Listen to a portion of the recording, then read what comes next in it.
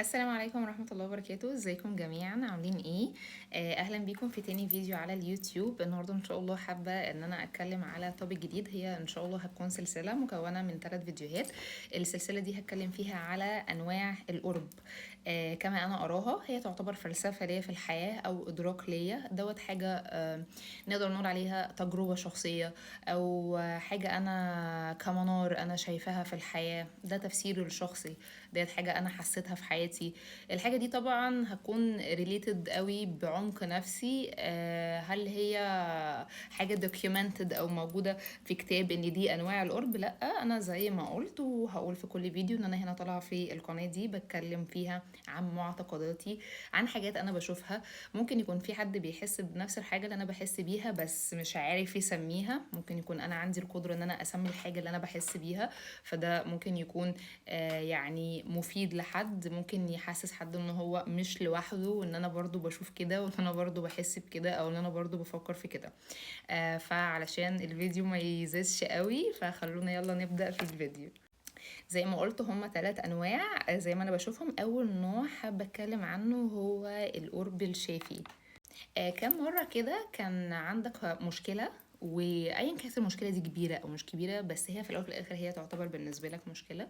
المشكله ديت انت عارف ابعادها كويس قوي، فاهم انت ايه ابعاد المشكله دي مأثره ازاي عليك بشكل نيجاتيف او بشكل سلبي قد ايه، وعارف الحل وعارف انت ازاي هتحل المشكله وعارف ازاي خطوات المشكله. بس الحل الحقيقي اللي انت محتاجه مش ان انت تطبق الحل. انتوا فاهميني انا قصدي ايه؟ الحل الحقيقي وقتها بيبقى ان في حد جنبك يقولك انا حاسس بيك ان انت تعبان من المشكله دي، وحاسس قد ايه ان انت تعبان وانت بتحل المشكله. ساعتها بتحس اللي هو مشكله اتحلت. يعني بتحس اللي هو انت خلاص شحنت الطاقه علشان تقدر تحل المشكله. ليه انا بقول الكلام ده؟ لان دوت يعتبر مثال بسيط جدا ممكن انت ما تاخدش بالك منه، بس يكون في نوع معين من العلاقه، علاقه صداقه ايا كان، امومه ابوه اخوه ايا كان. بس تحس قد ايه العلاقه دي كان فيها نوع معين من القرب ده شفى ألم جواك.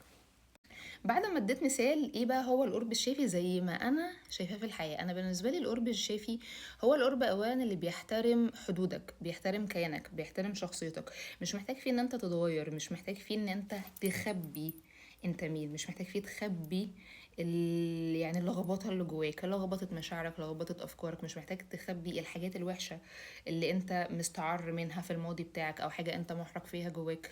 هو قرب بيكون كل حاجة فيه كلير جدا للطرف اللي قدامك، واللي قدامك حاسس بيك انسانيا وانت مش متأذي ان اللي قدامك عارف حاجة زي كده.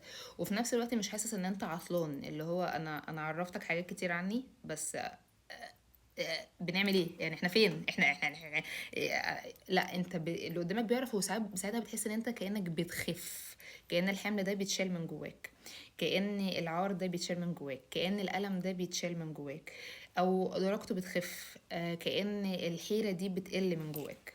اللي بيكون مقرب منك وبيديلك قرب شافي بجد مش بيحتاج دايما ان هو يقولك خلي بالك انت فيك كذا وحش خلي بالك انت فيك النقطة الفلانية، انت شكلك فيه مش انت فيه كذا.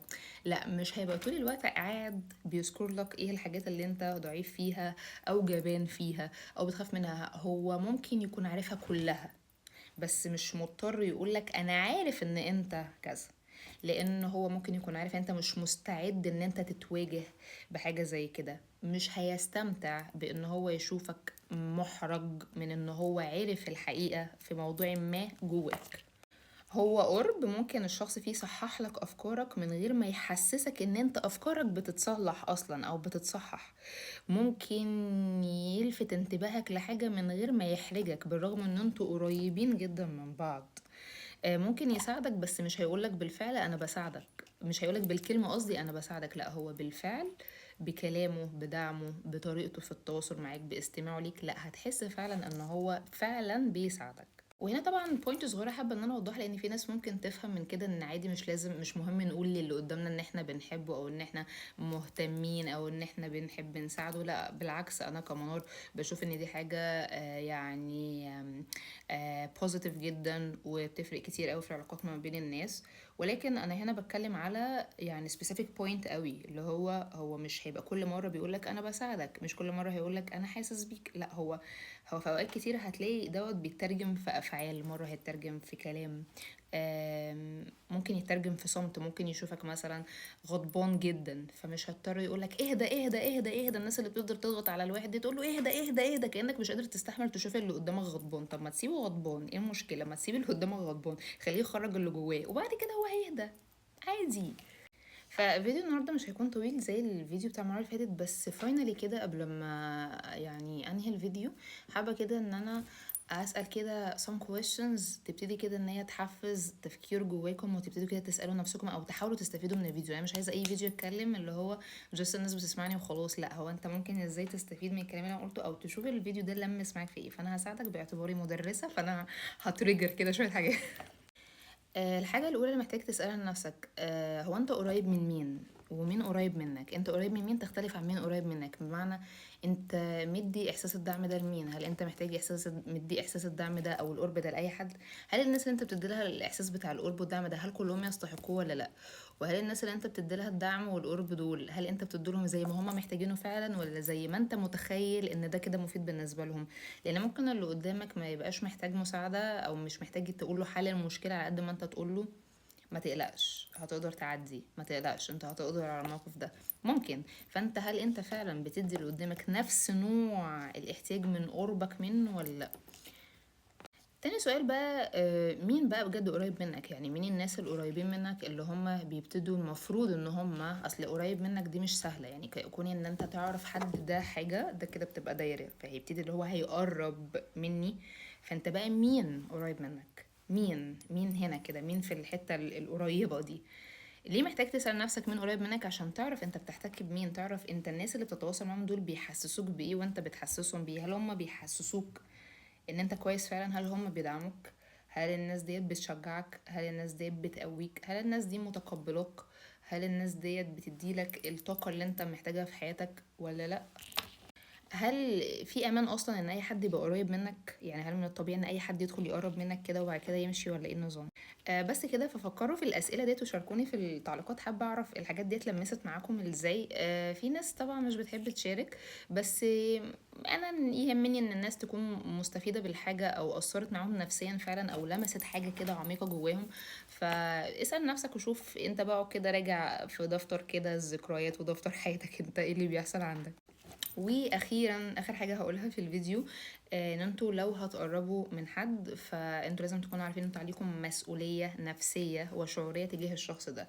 ما تقربش من حد وتبتدي تديله كلام يوجعه، تحسسه باحاسيس توجعه، او الاحسن ابعد عنه. وبرضو ما تسمحوش لاي حد يقرب منكم، واسالوا نفسكم الشخص اللي هيقرب دوت هيحسسني بالاحاسيس اللي تخليني انسان كويس فعلا، تخليني احب نفسي ولا لا؟ لانه لو هو مش هيديكم الاحاسيس الايجابيه والاحاسيس الكويسه، فالافضل ان هو ما يقربش احسن، وتبعدوه وتحافظوا على نفسكم. بس كده، اتمنى ان الفيديو يكون لمس معاكم في حاجات، وانا مبسوطه جدا بالفيديو لان انا خرجت كلام كده كان جوايا. ثانك يو، واشوفكم في الفيديو الجاي. وثانك يو جدا على الدعم اللي انتوا دعمتوني بيه في الفيديو اللي فات، لان انا ناس دخلت قعدت تعمل لي لايكس وكومنتس وقعدوا يعملوا شير. ثانك يو يا جماعه، بجد كانت ستارتنج حلو قوي، وان شاء الله اللي جاي افضل. باي باي.